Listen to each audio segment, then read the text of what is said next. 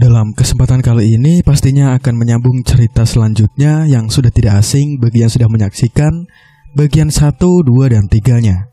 Untuk yang belum menyaksikan bagian 1, 2, dan 3 ada di halaman channel ini. Dan inilah lanjutannya. Pesugihan gaun pengantin bagian 4.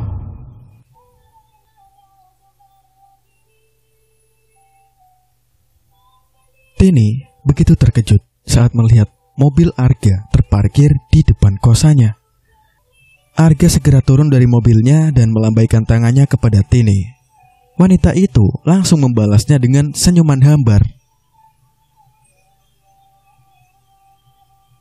Jika Pak Arga baru tiba, lalu yang tadi itu siapa?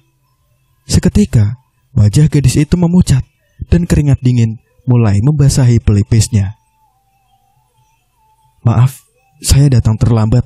Apa kamu sudah lama menunggu? Tanya pria itu. Tidak apa-apa, Pak. Lagian, aku juga baru keluar, jawab Tini, kemudian mengusap keringatnya dengan tisu. Arga segera membukakan pintu untuknya dan mempersilahkan masuk ke dalam mobilnya. Ia kemudian duduk di sampingnya dan melajukan mobilnya meninggalkan halaman rumah Tini. Saat kosannya Tini melihat sekelebat bayangan hitam melesat menuju ke kosan Blok E. Apa dia sudah datang untuk menjemput Zainul? Tapi tidak mungkin, aku bahkan belum menjahit baju pengantin untuknya. Melihat Tini yang gelisah membuat Arga mencoba mengajaknya berbicara. Ia mulai menceritakan bagaimana ia dan Chandra membangun Arga Budi Waluyo Company. Jadi, Pak Chandra itu adik Anda toh? Ucap Tini berusaha mengikuti pembicaraan Arga. Sebenarnya sih bukan. Hanya saja aku sudah menganggapnya seperti adik kandung sendiri, karena ia beberapa kali menyelamatkan nyawaku, jawab Arga. Senang sekali kalau punya saudara yang sangat care seperti Pak Chandra. Anda sangat beruntung, Pak. Meskipun Pak Chandra bukan saudara kandung, tapi ia sangat care dan peduli dengan Anda. Benar sekali, Tin. Itulah kenapa aku mempercayakan semuanya kepada Chandra, jawab Arga. Semuanya? Termasuk urusan pribadi juga? Iya, aku bahkan mempercayakan dia untuk mencarikan pasangan untukku, jawab Arga, malu-malu. Kenapa memang, Pak? Apa Anda nggak percaya diri atau gimana? Tanya Tini penasaran. Entahlah, aku hanya percaya jika Chandra selalu tahu apa yang terbaik untukku. Jadi, aku yakin ia tidak akan salah memilihkan pasangan hidup untukku, jawab pemuda itu, kemudian menghentikan mobilnya di parkiran hotel bintang 5. Semoga aja Pak Chandra bisa mencarikan jodoh terbaik buat Anda. Amin, jawab Arga. Lelaki itu segera turun dan memberikan tangannya agar gadis itu segera menggandengnya. Memangnya tidak apa-apa kita seperti ini? Tanya Tini ragu-ragu saat hendak menggandeng lengan atasnya itu. Tentu saja kau harus menggandeng lenganku, karena malam ini kamu akan jadi pasanganku, jawab Arga, membuat Tini seketika termangu mendengar jawaban pria itu. Sorry, aku lupa memberitahumu sebelumnya. Aku takut kamu tak setuju, makanya aku sengaja merahasiakannya, imbuhnya. Oh begitu rupanya. Tini kemudian mengaitkan tangannya dan menatap pria itu dengan senyuman manisnya. Apa kau tak keberatan? Tanya Arga memastikan. Tentu saja tidak, lagi pula hanya pasangan semalam kan? Gak masalah, jawab gadis itu. Terima kasih sebelumnya karena sudah bersedia membantuku. Arga kemudian berjalan memasuki ruangan ballroom hotel, diikuti Tini yang berjalan di sampingnya.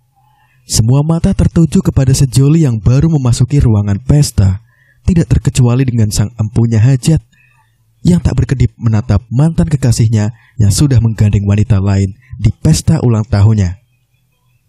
Tini segera melepaskan tangannya saat Arga menghentikan langkahnya di depan seorang wanita cantik yang menjadi pusat perhatian di acara itu. "Selamat ulang tahun, Mel. Semoga makin sukses dan panjang umur," ucap Arga, kemudian memberikan hadiah yang dibawanya. "Thanks, Ar. Gak nyangka kamu datang juga," jawab Amelia. Gadis itu seketika menoleh ke arah Tini. "Apa dia kekasihmu?" tanya Amel, membuat Tini langsung menoleh ke arah Arga. "Perkenalkan, dia Tini, calon istriku," jawab Arga, membuat wanita itu tampak berkaca-kaca mendengarnya. Ia buru-buru menjabat tangan lelaki itu dan memberinya selamat. "Selamat ya. Aku tunggu undangannya," ucap Amel, tampak mengabaikan Tini yang sudah mengulurkan tangannya. Amel segera berlalu pergi, meninggalkan keduanya saat melihat kedatangan Chandra. Melihat Amel bersama Chandra, Arga pun mengajak Tini menuju ke stand makanan. Sementara itu Chandra terus mengamati keduanya, meskipun ia terlihat tengah berbincang dengan rekan-rekannya. Malam itu, Arga memperlakukan Tini dengan begitu romantis, membuat Chandra tampak tak suka melihat kedekatan mereka. Tak mau melihat Arga terlalu dekat dengan Tini, Chandra kemudian menghampiri mereka. Entah kenapa Tini merasa panas saat berdekatan dengan Chandra, seakan ada hawa panas yang membuat gadis itu ingin menjauh darinya. Tini yang sudah tak tahan kemudian meninggalkan kedua pria itu dan memilih menyendiri di balkon hotel. Gadis itu menikmati semilir angin sambil memandang cahaya rembulan yang bersinar terang di malam itu. Suasana tenang dan hening membuat ia merasa nyaman hingga sejenak melupakan Arga.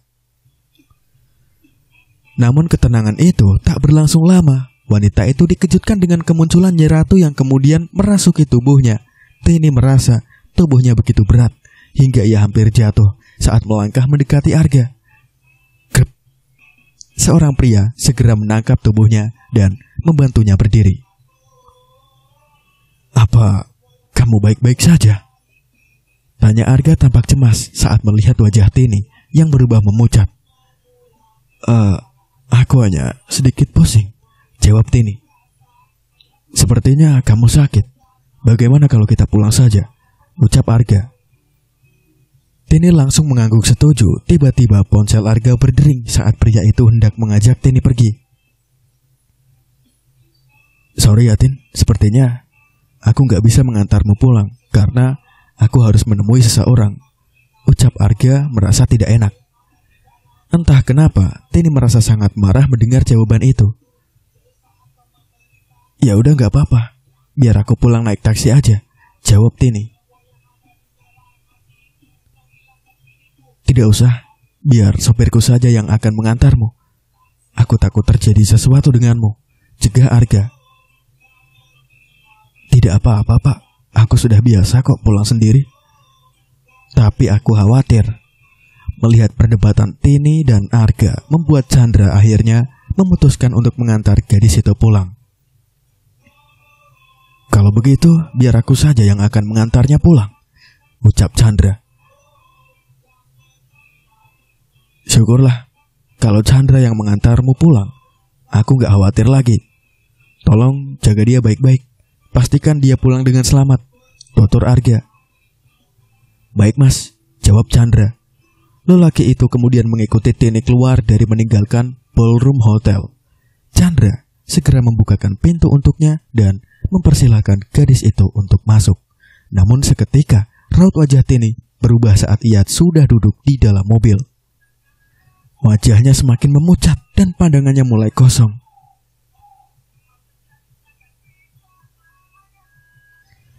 "Sugeng rawuh, Nyai Ratu," sapa Chandra menoleh ke arahnya. Seketika Tini menyeringai menatap lekak pria di sampingnya itu. "Ampun ganggu urusanku, nek awakmu pengen selamat," ucap Tini dengan dialek Jawa. "Aku tidak akan pernah mengganggu selama kau juga tidak mengusik saudaraku," jawab Chandra. Seketika Tini langsung mencengkram leher pemuda itu dengan tatapan bengis terus mencekiknya. Chandra berusaha melepaskan diri dari cengkraman Tini, namun wanita itu terlalu kuat hingga membuat pemuda itu kehabisan nafas. Chandra merasa tubuhnya semakin lemas dan ia merasa sekelilingnya mulai gelap. Tini segera melepaskan tangannya saat melihat pria itu terkulai tak berdaya. Ia segera menyeret pemuda itu dan memindahkannya ke belakang. Ia kemudian mengemudikan mobil itu dan mengeluarkan Chandra di jalanan. Pagi harinya, Tini terkejut saat mendapati dirinya ada di rumah sakit. Kenapa aku bisa di sini? Tidak lama, Arga datang menghampiri Tini bersama perawat. Syukurlah kau sudah siuman, ucap Arga terlihat begitu lega. Memangnya apa yang terjadi denganku? Tanya Tini. Benarkah kau tidak mengingat kejadian semalam? Tanya Arga. Tini langsung menggelengkan kepalanya. Aku tak ingat apapun kecuali saat pamit pulang padamu, jawab Tini. Sebelum menjawab pertanyaan Tini, Arga mempersilakan perawat itu untuk mengecek kondisi Tini. Bagaimana keadaannya, Sus? Tekanan darahnya bagus, denyut jantungnya pun stabil. Kita tinggal tunggu dokter saja, Pak. Baik, terima kasih banyak, Sus, jawab Arga, kemudian mengantar wanita itu hingga bibir pintu. Ia kemudian menghampiri Tini dan menceritakan kejadian semalam. Semalam polisi menemukan mobil Chandra menabrak pembatas jalan, tapi kami tidak menemukan Chandra. Kami hanya menemukan dirimu yang sudah tak sadarkan diri dalam mobil, ucap Arga. Jadi mobil yang aku tumpangi semalam kecelakaan? Tanya Tini. Iya, aku khawatir sekali dengan Chandra. Di mana dia sekarang? Dan bagaimana keadaannya? Tutur pria itu terlihat panik. Apa kau sudah menghubunginya? Berkali-kali, tapi sepertinya ponselnya mati, jawab Arga, kemudian merebahkan tubuhnya di kursi. Tini merasakan tubuhnya seperti remuk redam. Kepalanya juga terasa sangat berat, membuat gadis itu terlihat memijat kepalanya. Apa kepalamu sakit? Tanya Arga. Iya, sakit sekali. Rasanya seperti ditusuk-tusuk ribuan paku. Dan tubuhku juga terasa sangat sakit seperti habis membawa beban yang sangat berat, jawab Tini. Tidak lama seorang dokter datang menghampiri mereka. Selamat pagi semuanya, sapa sang dokter begitu ramah. Pagi dok, jawab Arga dan Tini bersamaan. Pria itu segera mengambil stetoskopnya dan mulai memeriksa denyut jantung Tini. Apa yang kau rasakan setelah siuman ini? Tanya sang dokter. Kepalaku sakit dan tubuhku juga terasa sakit, jawab Tini. Itu normal karena kepala Anda terbentur dan tubuh Anda terguncang hebat saat kecelakaan terjadi, sehingga sendi-sendi tulang Anda merasa nyeri setelahnya, jawab dokter. Melihat hasil pemeriksaan pagi ini, Anda sudah bisa pulang. Namun, jika Anda merasakan kepala Anda masih sakit setelah 3 hari, silahkan kembali lagi untuk melakukan CT scan, ucap sang dokter. Baik dok.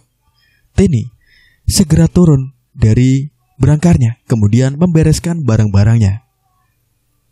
Arga mengantarkannya pulang. Terima kasih banyak pak, ucap Tini sebelum turun dari mobil. Sama-sama. Kalau kamu masih merasa belum fit, besok tidak usah masuk, ucap Arga. Baik, jawab Tini. Pria itu segera turun dan membukakan pintu untuknya. Bukan hanya itu, Arga bahkan mengantar hingga masuk ke dalam kosan. Terima kasih banyak pak, sudah mengantar aku pulang. Sama-sama Tin, panggil Arga saja jika di luar kantor, jawab pria itu. Iya pak, Arga, jawab Tini terlihat kikuk. Arga tersenyum menatap Tini yang tampak cantik meskipun tanpa riasan. Jujur, Arga memang sudah jatuh hati dengan Tini sejak pertama kali bertemu dengannya. Hanya saja, selama ini ia menahannya karena Chandra sudah menjodohkannya dengan keponakannya. Kalau gitu, aku pamit ya. Sebaiknya kau istirahat biar cepat pulih. Pastikan untuk meminum obat. Jangan sampai telat, ucap Arga. Terima kasih sudah mengingatkan.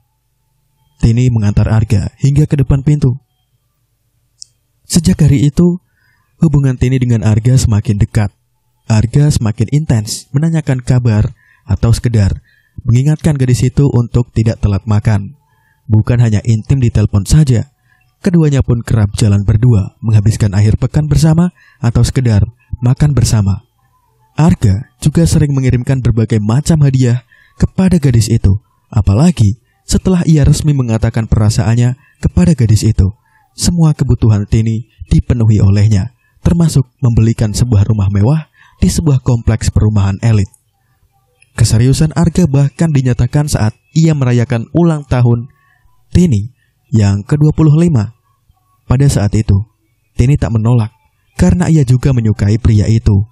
Wanita itu kemudian mengajak Arga untuk membeli kain yang akan ia buat untuk menjahit gaun pengantinnya. Keduanya bahkan sepakat memilih sebuah model gaun pengantin klasik di sebuah rumah mode. Meskipun Arga ingin mempercayakan pembuatan gaun pengantinnya pada seorang desainer ternama, namun Tini bersikeras untuk menjahitnya sendiri. Aku lebih sreg bila memakai pakaian yang aku jahit sendiri. Jadi, biar aku saja yang menjahit gaun pengantinnya. Untuk kebaya yang akan dipakai saat akad nikah dan jas, kamu bisa kok dibuat di desainer langganan kamu, tutur Tini. Oke, terserah kamu aja. Aku tinggal terima beres saja, jawab Arga. Tini pun mulai menjahit baju pengantinnya, dan sejak hari itu, ada yang berbeda dengan Arga. Pria itu mulai terlihat pucat dan badannya semakin kurus meskipun ia adalah pria yang rajin berolahraga. Pihak keluarga yang khawatir dengan kondisi Arga menyarankan ia untuk memeriksa kondisinya ke rumah sakit. Namun saat diperiksa di rumah sakit, dokter tidak menemukan adanya penyakit dalam diri pemuda itu dan mengatakan ia baik-baik saja. Mungkin Mas Arga kebanyakan pikiran karena sebentar lagi akan menikah. Jadi, saran saya sebaiknya Mas Arga ambil cuti dan coba jalan-jalan ke tempat wisata biar pikiran fresh. Baik dok, insya Allah. Besok rencananya saya memang akan pergi ke luar kota bersama Tini. Sekalian, saya mau nyekar ke makam kedua orang tua saya, jawab Arga. Keesokan harinya, saat Arga hendak pergi menjemput Tini, tiba-tiba ia merasakan tubuhnya lemas hingga ia jatuh terkulai ke tanah. Arga berusaha menggerakkan kakinya untuk bangun, tapi entah kenapa ia merasakan tulang-tulangnya seolah mati rasa hingga tak bisa digerakkan lagi. Arga berteriak saat ia tak bisa menggerakkan kakinya. Saat ia benar-benar putus asa, seorang pria datang mendekatinya. Andai saja kau mendengarkan aku, Mas. Kamu pasti tidak akan seperti ini. Nasi sudah menjadi bubur, dan aku tidak bisa menolongmu, ucap pria itu menatapnya dengan sendu. Chandra, ucap Arga seketika meneteskan air matanya. Aku sudah tahu semuanya. Kau tidak perlu merasa bersalah ataupun minta maaf. Sekarang yang kamu harus lakukan adalah berobat ke luar negeri dan biarkan aku yang mengurus perusahaanmu. Chandra kemudian memampah pria itu masuk ke dalam kamarnya. Malam itu, Tini merasa sangat sedih saat menggantung gaun pengantinnya yang sudah jadi. Selamat tinggal Mas Arga. Semoga kau tenang di alam sana. Tini memilih meninggalkan kos-kosannya dan menempati rumah pemberian Arga. Wanita itu menyingkirkan semua foto-foto kebersamaan mereka yang terpajang di setiap sudut rumah itu dan menggantinya dengan berbagai lukisan antik koleksinya. Tini yang lugu dan polos kini mulai berubah. Ia mulai merubah penampilannya dengan mengecat warna rambutnya. Ia juga melakukan perawatan kecantikan untuk mendapatkan wajah yang lebih glowing dan cantik. Setelah Arga menghilang dari kehidupannya, ia memilih untuk resign dari perusahaan Arga dan memilih membuka butik gaun pengantin. Karena masih merintis usahanya, bisnis yang dijalani Tini tidak terlalu ramai. Tini mulai usahanya dengan mempromosikannya kepada para influencer, selebgram, bahkan ia rajin memasang iklan di agen periklanan. Meskipun butiknya masih tetap sepi, namun Tini berhasil menggait seorang pria pemilik perusahaan advertising dan mulai menjalin asmara dengannya. Wanita yang mulai kerap mengunggah semua kegiatannya di sosial media itu memasang setiap momen kebersamaannya dengan sang pacar di akun sosial medianya. Sore itu, Tini mengadakan grand launching rancangan terbaru gaun pengantinnya. Alih-alih memperkenalkan produk terbarunya, Tini juga mengumumkan pertunangannya di depan ratusan tamu undangan yang hadir. Semua tamu undangan terkesiap melihat ketampanan Fas Rahardian. Dalam acara itu, Fas sengaja mengundang sahabatnya sekaligus rekan bisnisnya. Fas tampak berbinar saat menerima sebuah pesan singkat. Lelaki itu segera bangun dari duduknya dan berjalan menuju pintu masuk. Seorang pria memakai jas warna navy menjabat tangannya. Keduanya terlihat begitu akrab hingga saling berpelukan. Fas membawa lelaki itu menemui calon istrinya. Tini nampak terperanjat saat berkenalan dengan sahabat Fas. Puluhan pertanyaan menghinggapi benaknya. Kenapa Chandra masih hidup? Ia masih ingat dengan jelas bagaimana seorang wanita mencekiknya dan membuang mayatnya di jalanan. Kalian bersalaman terlalu lama, ucap Fas melepaskan tangan kekasihnya. Maaf, sepertinya aku tersihir dengan kecantikan tunanganmu, jawab Chandra. Sudah kuduga, bukankah sudah kubilang kalau Tini adalah wanita tercantik di kota ini? Bahkan pria dingin sepertimu saja sampai tak berkedip menatapnya. Fas segera meraih jemari Tini dan mengajaknya duduk di ruang VIP. Tini masih mengatupkan bibirnya. Wanita itu masih belum bisa menghilangkan syok dalam dirinya hingga tak bisa menimpali obrolan kedua pria di sampingnya. Kalau boleh tahu di mana kalian bertemu? Tanya Chandra. Pertama kali bertemu adalah saat Arga memintaku sebuah paket liburan. Di sana ia memperkenalkan aku dengan Tini, jawab Fas. Oh iya, bagaimana dengan Arga? Bagaimana keadaannya sekarang? Tanya Fas, seketika membuat Tini tampak memucat. Chandra kemudian memberitahukan keberadaan Fas jika Arga sudah meninggal saat berobat ke luar negeri. Aku turut berduka cita. Maaf kalau sudah membuatmu, mengingatkanmu dengan almarhum Arga. Santai saja. Kalau begitu, ayo kita makan. Gak mungkin dong, kamu datang ke sini hanya untuk ngobrol saja. Sekarang, ayo, cicipi hidangan yang sudah kami sediakan. Fas mengajak Chandra menuju ke tempat prasmanan. Sejenak Fas meninggalkan sahabatnya itu karena ada tamu penting lainnya yang harus ditemui. Tini yang nampak canggung saat bersama Chandra memilih menghindar darinya. Namun Chandra yang menyimpan dendam atas kematian Arga terus mengikutinya. Aku yakin kau pasti terkejut karena aku belum mati, ucap Chandra membuat Tini langsung menoleh ke arahnya. Apa kau sengaja datang ke sini untuk membalas dendam padaku? Tanya Tini menatap nanar pria di depannya. Tentu saja, kau sudah menjadikan kakakku sebagai tumbal dan kau bahkan berusaha menyingkirkanku. Jadi tidak salah kan jika aku membalas dendam padamu, jawab Chandra. Asal kau tahu, aku tidak pernah berusaha membunuhmu, tandas Tini. Benarkah? Apa kau akan mengatakan jika Nyi Ratu yang mencoba membunuhku? Tanya Chandra menyunggingkan senyumannya. Tini menarik sudut bibirnya melihat ekspresi wajah Chandra yang seolah menyudutkannya. Jika benar Nyi Ratu yang berusaha membunuhku, maka aku tidak mungkin ada di sini sekarang. Imbuh Chandra menempelkan jari telunjuknya di pelipisnya. Lelaki itu kemudian mencari tempat duduk dan menyantap makanannya. Ia terlihat begitu lahap menikmati makanannya meskipun Tini terus memelototinya dari kejauhan. Tini yang merasa kesal dengan Chandra bergegas meninggalkan tempat itu untuk mencari udara segar. Ia sengaja berdiri di tepi ruangan menikmati pemandangan di luar dari jendela kaca. Setelah merasa lebih baik, Tini bergegas pergi menemui tamu-tamunya kembali.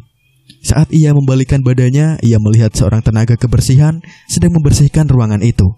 Ia menghentikan langkahnya saat melihat wajah tak asing OB di hadapannya. Seru Tini membuat pria itu langsung berhenti menyapu dan mendongakkan wajahnya. Tini. Untuk kedua kalinya, Tini dibuat terkejut oleh Zainal. Wanita itu tak habis pikir bagaimana Zainal yang sudah bersalaman dengannya tidak mengejar-ngejarnya seperti pria lainnya. Ia bahkan tampak bugar dan sumringah. Tak ada tanda sakit-sakitan seperti pria-pria yang sudah bersentuhan tangan dengannya. Apa dia baik-baik saja karena aku tidak membuatkan gaun pengantin untuknya? Atau dia memiliki semacam susuk yang menangkal ajian pengasihan? Maaf ya Tin, aku gak bisa ngobrol sama kamu sekarang karena lagi kerja. Nanti kalau ada waktu aku main ke kosan kamu agar bisa ngobrol lebih enak, ucap Zainal membuyarkan lamunan Tini. Oke, kalau gak keberatan, hubungi aku saja bila ingin bertemu, jawab Tini kemudian memberikan kartu namanya. Tini kemudian pergi meninggalkan tempat itu. Malam harinya, Tini memandangi 3 gaun pengantin yang tergantung di lemari pakaiannya. Sebenarnya siapa Chandra? Kalau diingat-ingat dia juga pernah bersalaman denganku. Tapi tidak ada reaksi apapun padanya. Justru aku yang selalu kepanasan setiap menjabat tangannya. Apa dia seorang dukun sakti? Atau dia seorang ahli agama? Jika dipikir-pikir, Chandra dan Zainal memiliki kesamaan, yaitu tak bereaksi setelah bersentuhan denganku. Tidak seperti lelaki lain pada umumnya. Hanya saja Zainal lebih misterius karena aku tak merasakan apapun saat bersentuhan dengannya, seperti yang aku rasakan saat bersalaman dengan Chandra. Apa aku harus mencari tahu siapa mereka dari Ki Jaka? Tini masih bergelut dengan rasa penasarannya. Wanita itu bahkan tak bisa tidur karena terus memikirkan kedua pria itu. Minggu pagi, Tini nampak mengucek-ngucek matanya saat mendengar bel rumahnya berbunyi. Wanita itu segera beranjak dari ranjangnya dan keluar untuk membukakan pintu. Siapa sih yang pagi-pagi gini sudah bertamu? Celotehnya. Pintu terbuka. Tini masih berusaha menutupi mulutnya saat terus menguap. Matanya yang masih belum membuka 100% seketika membelalakan mata saat melihat sosok pria tampan di depannya. Zainal? Wanita itu tak percaya saat melihat kedatangan Zainal di rumahnya.